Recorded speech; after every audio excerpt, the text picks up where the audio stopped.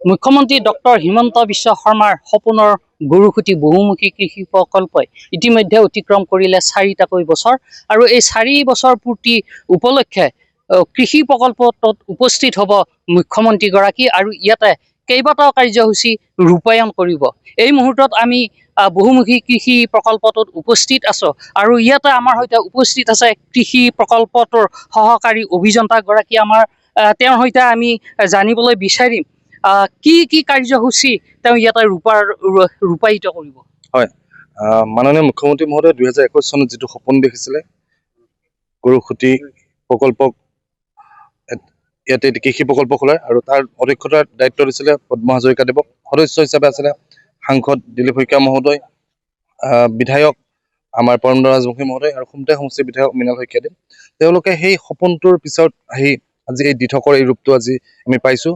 আৰু এই যি 4 বছৰীয়া বৰ্ষপূৰ্তি, এই বৰ্ষপূৰ্তিত মাননীয় মুখ্যমন্ত্ৰী মহোদয়ে আমাৰ প্ৰকল্পৰ নৱনিৰ্মিত যি গাহৰি পালন গৃহ, যি বিশুদ্ধ খোৱা পানী বিক্ৰীৰ কাৰণে পানী উদ্যোগ স্থাপন কৰা হৈছে, সেইটোৰ শুভ উদ্বোধন কৰিব। লগতে যাতায়াতৰ সুবিধা হোৱাকৈ যি পকী দলং নিৰ্মাণ কৰিছে তাৰ শুভ উদ্বোধন কৰিব।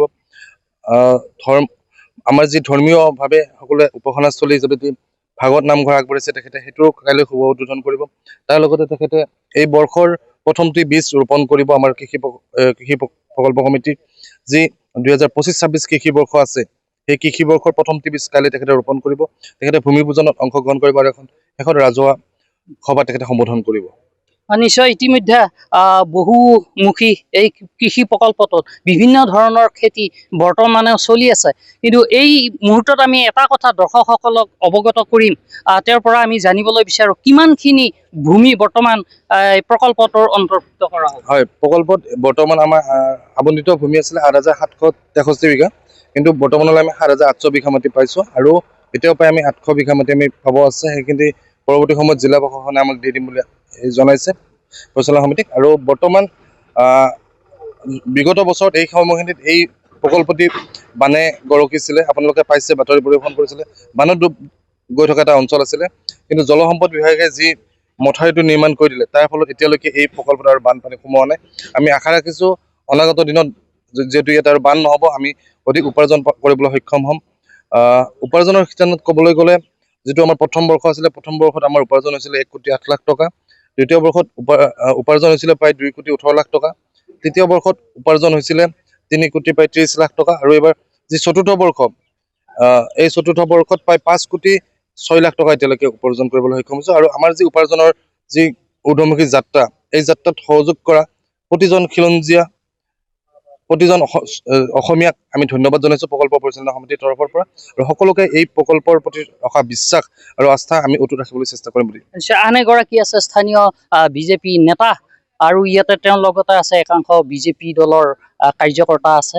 আৰু যিহেতু মুখ্যমন্ত্ৰী গৰাকীয়ে 1 বজাত আহি উপস্থিত হ'ব, তাক লৈ কেনেধৰণে আশা কৰি আছে আপোনাৰ? গোটেই চিপাঝাৰবাসী ৰাইজ উৎফুল্লিত হৈ আছে, কাৰণ মাননীয় আমাৰ মুখ্যমন্ত্ৰীগৰাকী অতি জনপ্ৰিয় মুখ্যমন্ত্ৰী, তেওঁলোকে জানে, অতি জনপ্ৰিয় আৰু দক্ষ মুখ্যমন্ত্ৰী ডক্টৰ হিমন্ত বিশ্ব শৰ্মা ডাঙৰীয়া আজি চিপাঝাৰৰ এই গৰুসুটি প্ৰকল্পলৈ আহিব আৰু তেখেতৰ এই সপোনৰ এই যিটো প্ৰজেক্ট আছিলে, এই প্ৰজেক্টটো আজি চতুৰ্থ বৰ্ষপূৰ্তিত আজি ভৰি দিলে। আৰু তেখেত অহাৰ কাৰণে গোটেই অঞ্চলৰ মানুহে বা ইয়াৰ কৃষি সৈনিক যিসকল আছে, যিসকল ইয়াত জড়িত হৈ আছে, সকলোৱে উৎসাহিত হৈ আছে। আৰু তেখেত কেতিয়া আহিব সকলোৱে বাট চাই আছে। আৰু এই প্ৰকল্পৰ জৰিয়তে গোটেই অসমলৈ যাতে এটা মেছেজ পঠিয়াব পাৰে যে আমাৰ অসমীয়া খিলঞ্জীয়া ডেকা ল'ৰা ছোৱালীও যে কৃষি প্ৰকল্পৰ জৰিয়তে যে স্বাৱলম্বী হ'ব পাৰে, এই কথাটো তেখেতে গোটেই আমাৰ এই অঞ্চলৰ মানুহে গোটেই অসমত যাতে মানুহে এইটো ফ'ল' কৰিব পাৰে, তাৰ কাৰণে মানুহে এটা আশা কৰিছে। মুখ্যমন্ত্ৰী ডাঙৰীয়া অহাৰ পিছত এই মেছেজটোৱে গোটেই অসমত সকলোকে আলোড়নৰ সৃষ্টি কৰিব বুলি আমি আশাবাদী। হয়, এনেদৰে তেওঁলোক আশাবাদী, সকলোৱে অপেক্ষা কৰি আছে মুখ্যমন্ত্ৰীগৰাকী যিহেতু 1 বজাত আহি ইয়াতে উপস্থিত হ'ব। তাৰ বাবে দৰং জিলা প্ৰশাসনে সকলো ব্যৱস্থা হাতত লৈছে, সকলো প্ৰস্তুতি ইতিমধ্যে সমাপন কৰা হৈছে।